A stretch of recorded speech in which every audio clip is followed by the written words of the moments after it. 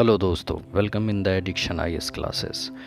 जैसा बताया जाता है कि नेताजी सुभाष चंद्र बोस और महात्मा गांधी के बीच में दूरियां थीं। नेताजी सुभाष चंद्र बोस और महात्मा गांधी के बीच की दूरियों को दिखाने के लिए अक्सर 1939 में हुए कांग्रेस अध्यक्ष चुनाव का प्रसंग याद किया जाता है। लेकिन आज के हम इस अपने वीडियो में इसी बात की पड़ताल करेंगे, क्या नेताजी सुभाष चंद्र बोस और महात्मा गांधी के बीच में कोई व्यक्तिगत तनाव था या फिर ये एक वैचारिक मतभेद था। चलिए अपने वीडियो को शुरू करते हैं।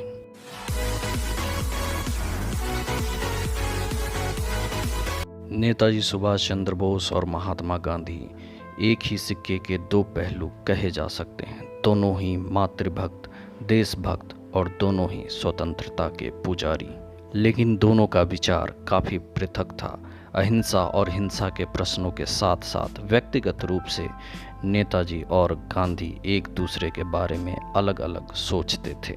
सुभाष चंद्र बोस के राजनीतिक गुरु देशबंधु चित्तरंजन दास से सुभाष चंद्र बोस को महात्मा गांधी ने ही मिलवाया था, लेकिन गांधी के असहयोग आंदोलन अचानक समाप्त किए जाने से नाराज होकर मोतीलाल नेहरू और चित्तरंजन दास ने जब कांग्रेस से अलग होकर स्वराज पार्टी बना ली तो सुभाष चंद्र ने भी स्वराजियों के साथ हो गए।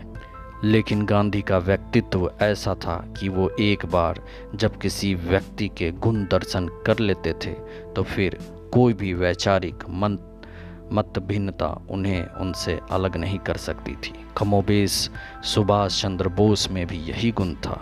इसलिए हम इस वीडियो में कुछ ठोस प्रसंगों के बारे में बातें करेंगे और आपको सबूत देंगे कि दोनों के बीच जो मतभेद था उसे शायद बढ़ा चढ़ा कर भी पेश किया गया है। लगभग 25 वर्षों के दरमियान दोनों के संबंधों में उतार चढ़ावों के बावजूद परस्पर प्रेम और ज़्यादा प्रगाढ़ होता गया। दो पीढ़ियों के बीच वैचारिक स्तर पर होने वाली पारदर्शी और सम्मानजनक बहस का यदि कोई सुंदर नमूना आपको देखना है तो आप नेहरू और सुभाष चंद्र बोस के साथ गांधी के हुए संवादों में देख सकते हैं। 4 जून 1925 को यंग इंडिया में महात्मा गांधी जब बाढ़ राहत के संदर्भ में एक लेख लिखते हैं तो ऐसे कार्यों में सबसे दक्ष नेतृत्व के रूप में उन्हें सुभाष चंद्र बोस की याद आती है। सितंबर 1922 में उत्तर बंगाल में आई बाढ़ के दौरान सुभाष चंद्र बोस की भूमिका पर गांधी ने काफ़ी प्रशंसा की थी। कलकत्ता नगर निगम का अध्यक्ष रहने के दौरान जब सुभाष चंद्र बोस को बिना कोई कारण बताए गिरफ्तार कर लिया गया और बाद में उन्हें बहुत ही गंभीर बीमारी की हालत में रिहा किया गया तो महात्मा गांधी ने ब्रिटिश सरकार के इस रवैये के खिलाफ एक ज़बरदस्त आलेख लिखा था। 26 मई 1927 को यंग इंडिया में लिखे उन्होंने आलेख में ब्रिटिश सरकार की काफ़ी आलोचना की थी। नेताजी और गांधी के बीच के वैचारिक भेद को बढ़ा चढ़ा कर पेश करने वाले लोग अक्सर 1939 के कांग्रेस अध्यक्ष के चुनाव वाला प्रसंग जरूर याद करते हैं। हमें बचपन से किताबों में एक ही वाक्य पढ़ाया गया है जहां गांधी को इस अवसर पर यह कहते हुए दिखाया गया है कि पटावी की हार मेरी हार है। बस सिर्फ यही एक वाक्य पढ़कर एक भ्रम पैदा किया जा रहा है। 1939 में कांग्रेस अध्यक्ष वाले चुनाव को बेहतर समझने के लिए आइए हम 31 जनवरी 1939 को बारदोली में लिखे गए गांधी के उस संदेश के कुछ और ज़रूरी हिस्सों को पूरी और सही तरह समझने की कोशिश करते हैं। यह संदेश 4 फरवरी 1939 को यंग इंडिया में छपा था।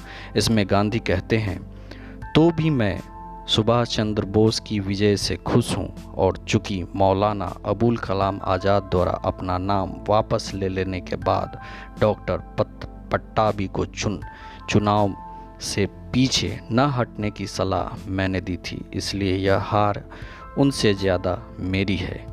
गांधी जी आगे लिखते हैं, इस हार से मैं खुश हूँ। सुभाष चंद्र बोस जब उन लोगों की कृपा के सहारे अध्यक्ष नहीं बने हैं जिन्हें अल्पमत गुट वाले लोग दक्षिणपंथी कहते हैं, बल्कि चुनाव में जीतकर अध्यक्ष बने हैं, इसमें वे अपने ही समान विचार वाली कार्य समिति चुन सकते हैं और बिना किसी बाधा या अड़चन के अपना कार्यक्रम अमल में ला सकते हैं।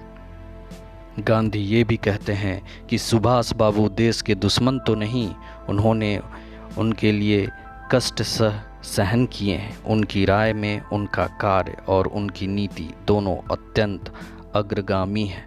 अल्पमत के लोग उनकी असफलता ही चाहेंगे। 1940 में जब नेताजी ने कांग्रेस कार्य समिति के फैसलों से अलग होकर अकेले ही अपनी योजना पर काम शुरू किया और गिरफ्तार हो गए, तब भी गांधी जी से पूछा गया कि गांधी और कांग्रेस कार्य समिति सुभाष चंद्र बोस के बचाव में आगे क्यों नहीं आ रही।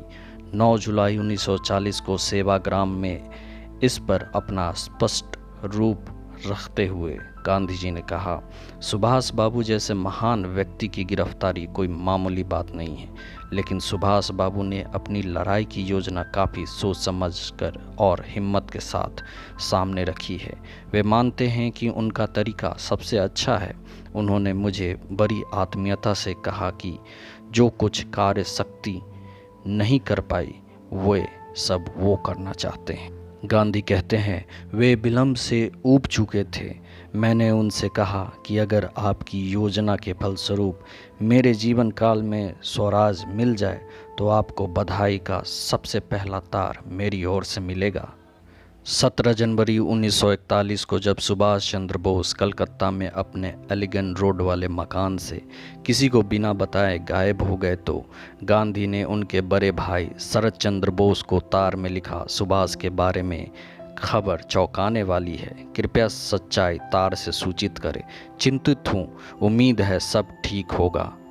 इसके जवाब में शरद चंद्र बोस ने अपनी जवाबी तार में गांधी को लिखा था, सुभाष के बारे में जनता की तरह हमें भी कोई जानकारी नहीं है। वे कहाँ हैं और उनके क्या इरादे हैं और वे किस समय घर छोड़कर चले गए, इसका कुछ पता नहीं। पिछले दिन बहुत कोशिश करने के बावजूद कोई सफलता हासिल नहीं हो पा रही है। परिस्थितियों से लगता है उन्होंने संन्यास ग्रहण कर लिया है। जब 23 अगस्त 1945 को देश को स्तंभित कर देने वाली ये खबर आई कि विमान दुर्घटना में सुभाष चंद्र बोस की मृत्यु हो गई, तो अगले ही दिन अमृत कौर को पत्र में गांधी लिखते हैं, सुभाष बोस अच्छे उद्देश्य के लिए मेरे वे निस्संदेह इस देशभक्त थे, भले ही वे गुमराह थे। 24 फरवरी 1946 को हरिजन में गांधी लिखते हैं, आज़ाद हिंद फौज का जादू हम पर छा गया, नेताजी का नाम सारे देश में गूंज रहा है। उनकी बहादुरी उनके सारे कामों में चमक रही है। उनका उद्देश्य महान था पर वे असफल रहे। असफल कौन नहीं रहा। हमारा काम तो यह देखना है कि हमारा उद्देश्य महान हो और सही हो। सफलता यानी कामयाबी हासिल कर लेना हर किसी की किस्मत में नहीं होता। इससे ज़्यादा अच्छा तरीका मैं नहीं समझता कि कुछ और है।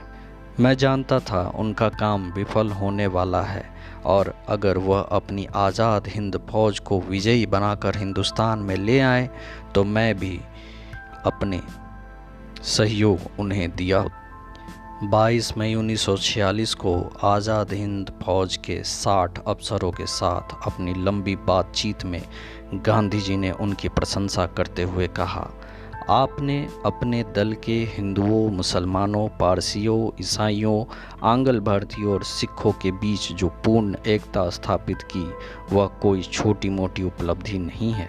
इसमें एक अफसर ने गांधी जी से पूछा, अगर सुभाष बाबू विजयी प्राप्त करके आपके पास लौटे होते तो क्या आप करते? गांधी जी मुस्कुराते हुए कहा, मैंने उनसे कहा होता कि वे आपके हथियार छुड़वा दें और उन्हें सामने जमा कर दें।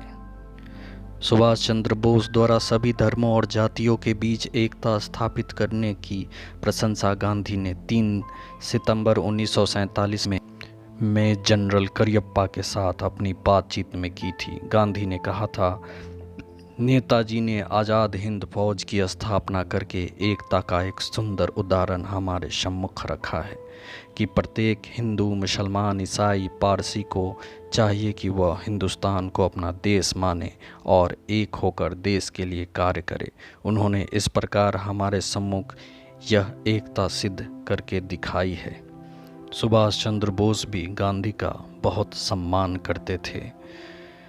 अब एक किस्सा हम आपको चलते चलते बता देते हैं। सुभाष चंद्र बोस ने गांधी के जन्मदिन पर 2 अक्टूबर 1943 को बैंकॉक रेडियो से प्रसारित किए अपने इस कार्यक्रम में उन्होंने नेताजी ने कहा, मन की शून्यता के ऐसे ही क्षणों में महात्मा गांधी का उदय हुआ।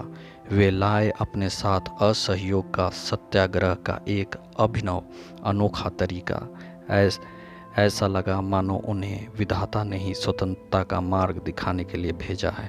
क्षण भर में स्वतः ही सारा देश उनके साथ हो गया। हर भारतीयों का चेहरा आत्मविश्वास और आशा की चमक में दमक गया। अंतिम विजय की आशा फिर सामने आने वाली थी। आने वाले 20 वर्षों तक महात्मा गांधी ने भारत की मुक्ति के लिए काम किया और उनके साथ काम किया। भारत की जनता ने ऐसा ही उन्हें सहयोग दिया। ऐसा कहने में जरा भी अतिशयोक्ति नहीं होती कि यदि 1920 में गांधी जी आगे नहीं आते तो शायद आज भी भारत वैसा ही असहाय बना रहता। भारत की स्वतंत्रता के लिए उनकी सेवाएं अनन्य अतुल्य रही है। कोई एक अकेला व्यक्ति उन परिस्थितियों में एक जीवन में इतना कुछ नहीं कर सकता।